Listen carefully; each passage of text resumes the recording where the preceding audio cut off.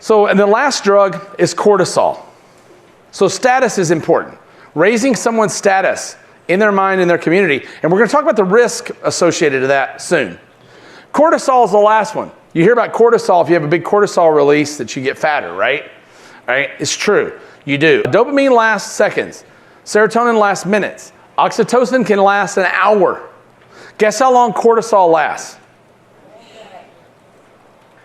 30 years.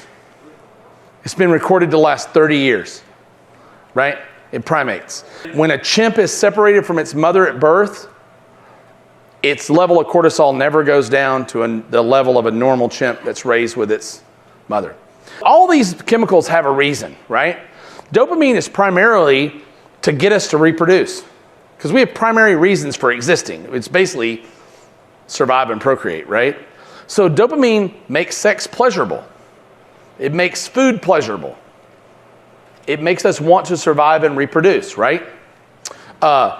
Serotonin makes us want to better the species as we go along, right? That's what we do. You see people tend to mate within their bands, they call it, right? We all want to mate with someone better than us. Every single one of us does, right? And then lastly, oxytocin is for nurturing, so that we nurture, right?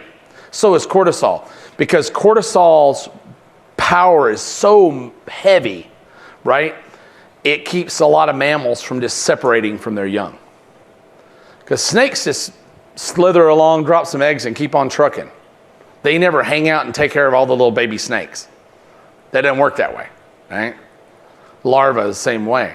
But when you get into more complex creatures like mammals, they tend to nurture their young. Because if they don't, they get hit with this giant separation pain, both the child and the parent, right? It's the reason the loss of a child to death is such a tragic, tragic, tragic thing, right? Learning how to manipulate cortisol is the hardest part of all copywriting, right? But it's also probably the most powerful part of all copywriting. If you don't watch Mad Men, watch Mad Men. There are some amazing lessons in there, right? The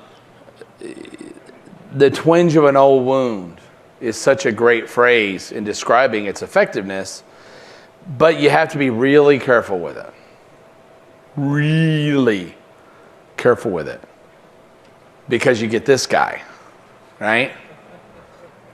So you can certainly use nostalgia to remind people of the good times in their life, but you can also remind them of bad experiences, and they'll run from you with everything they've got, right?